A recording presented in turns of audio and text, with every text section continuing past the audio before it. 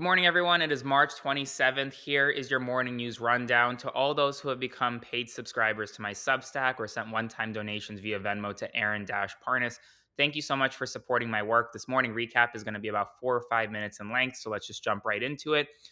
Today, RFK Jr. and the Department of Health and Human Services will be cutting 10,000 hardworking, full time American jobs in America's health departments. More than 2,000 people will be cut from CDC.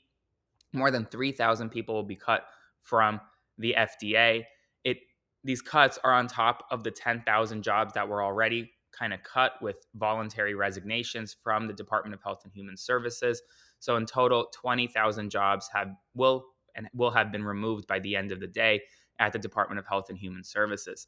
In addition, Elon Musk was hit with some terrible news. According to new data, on a year by year comparison, Tesla sales are down 40% over the past year in Europe.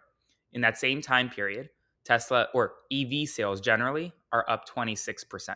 So this is a Tesla problem, not an EV problem, because the delta between the EV sales growth and the Tesla sales decline is 66%. That is significant. And as a result, Tesla stock continues to fall, which means that Elon Musk continues to lose significant market value. In addition, the European Union Commission is now urging residents to stockpile 72 hours of essential goods in the event of war with Russia. According to a new policy document laid out, the EU Commission is now recommending residents across Europe to have 72 hours worth of necessary equipment and or supplies in the event of a war with Russia. Obviously, tensions continue to rise.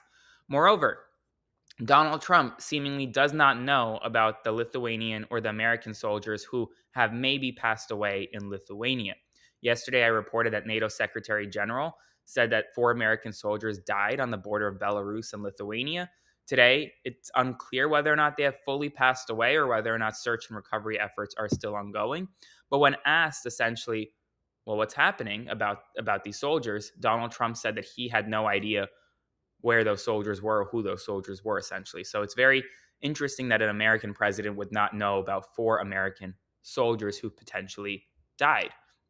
In addition, today, a United States judge ruled that extreme heat in Texas prisons is unconstitutionally cruel, but does not require air conditioning. The order did not require air conditioning. Fascinating, right? In addition, Donald Trump is willing to reduce tariffs on China in the event that China is more willing to do some type of TikTok deal. TikTok is banned in the United States in 9 days, folks. 9 days away. April 5th is the deadline. And unless Donald Trump signs some sort of extension, that that app will go away, as we know, which is why I'm doing a lot more on here, on YouTube, on Substack, on Instagram. So it's important to follow your favorite creators elsewhere, because in 9 days, TikTok can go away. And while according to latest reporting, while Oracle is still trying to purchase TikTok, Trump is willing to reduce China's tariffs in exchange for some type of deal on TikTok.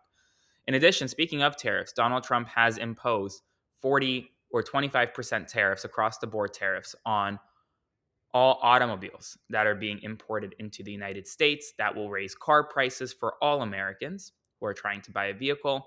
And now this morning, he is threatening more tariffs on the European Union and on Canada if they continue to, quote, harm the United States. I'm going to cut this rundown a little short. My throat hurts. I'm not feeling 100%, but I still wanted to make sure you all had the news of the day. If you want to support my work, click the button below, become a paid subscriber to my Substack, or send a one time donation via Venmo to Aaron Parnas, and I'll hopefully see you this evening as long as my throat feels better.